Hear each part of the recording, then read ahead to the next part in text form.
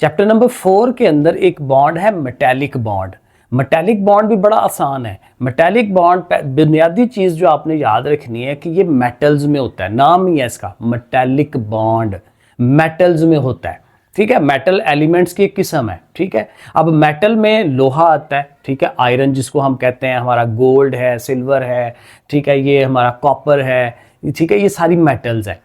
तो मेटल्स के एटम्स के दरमियान आपस में जो बॉन्ड बनता है वो मेटालिक बॉन्ड है। और वो क्यों बनता है? असल में ये सॉलिड होती हैं, ये बहुत नजदीक नजदीक एटम होते हैं, आप बहुत ही पास पास होते हैं।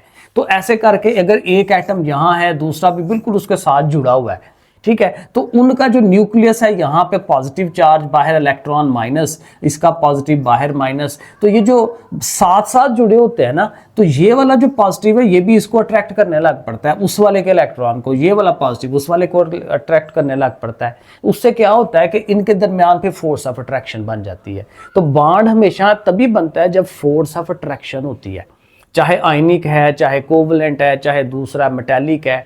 बेसिक चीज यही है, बॉन्ड तभी बनना है जब दोनों चीजों में फोर्स ऑफ अट्रैक्शन बनेगी, और वो तभी बनेगी जब प्लस और माइनस का चक्कर होगा। तो इसलिए ये इलेक्ट्रॉन और प्रोटॉन का इनका इस तरह से, क्योंकि वो पास पास है।